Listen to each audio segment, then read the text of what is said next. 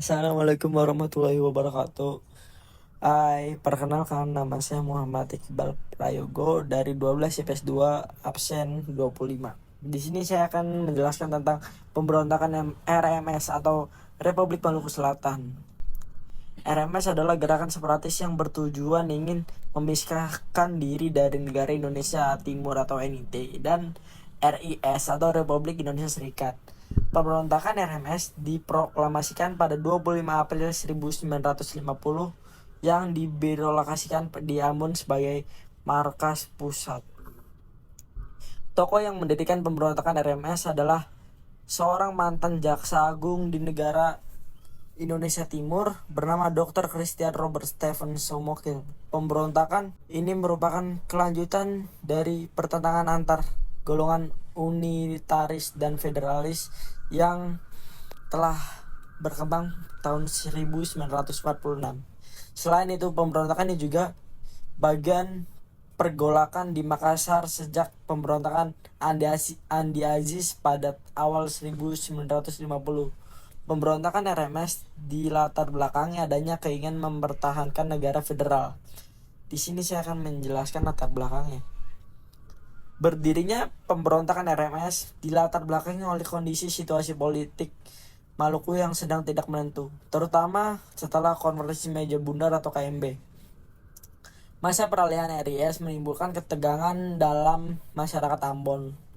Persoalan pemicu pemberontakan RMS ini bermula pada pemikiran beberapa orang Ambon yang berkuasa pada masa NIT.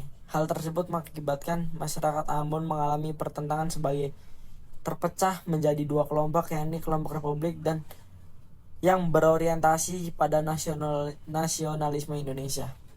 Pada 13 April 1950, Dr. Somokil mengadakan rapat dengan berbagai pihak di Ambon pada tahun 23 April 1950.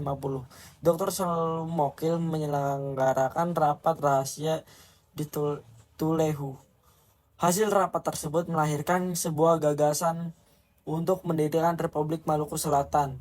Disepakati pula pelaksanaan proklamasi Republik Maluku Selatan akan dilakukan oleh pemerintah pusat.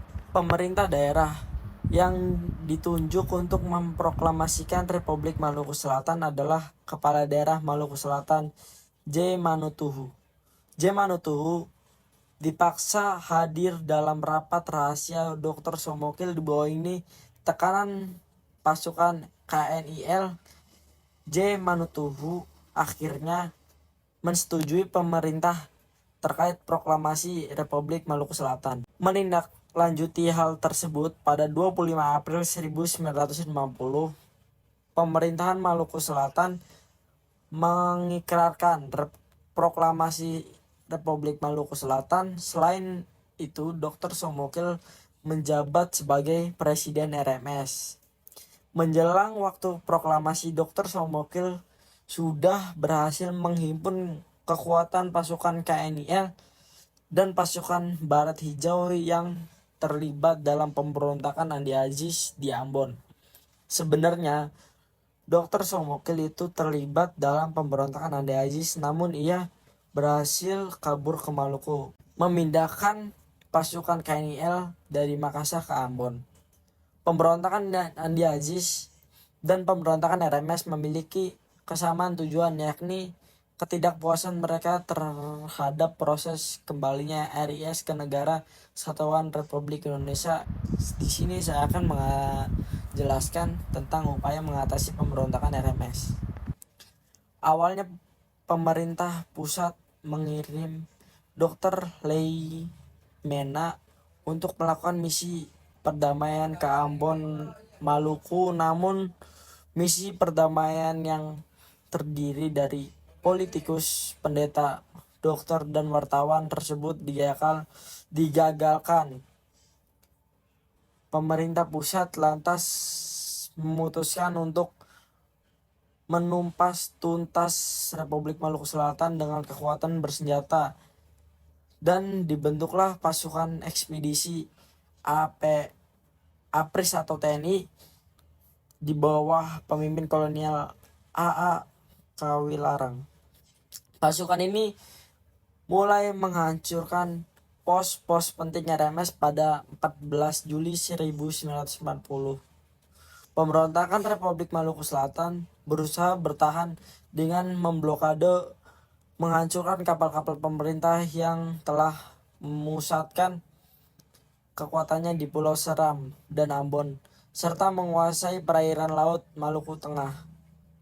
Namun, upaya tersebut tidak membuahkan hasil positif. RMS akhirnya berhasil ditumpas pada 1950. Pada pendiri Republik Maluku Selatan kemudian mengasingkan diri ke Belanda pada tahun 1950 bersama sekitar 4.000 orang Maluku Selatan, tentara KNIL dan keluarganya yang berjumlah sekitar 12.500 orang. Sementara Soemukil sebagai otak dari RMS mengasingkan diri ke Pulau Seram. Ia ditangkap di Seram pada 2 Desember 1962 dan dijatuhkan hukuman mati oleh pengadilan militer. Eksekusi mati dilaksanakan di Kepulauan Seribu, Jakarta pada 12 April 1966. Dampak pemberontakan RMS. 1. Terjadinya migrasi sebagai pendukung RMS ke Belanda.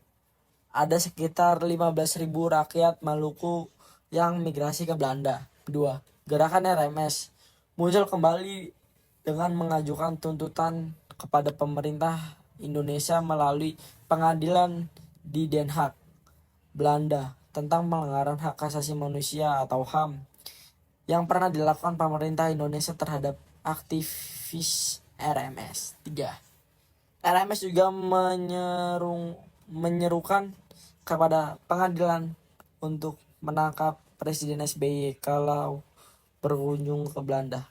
Sekian dari saya yang menjelaskan tentang pemberontakan RMS pada saat itu. Assalamualaikum warahmatullahi wabarakatuh.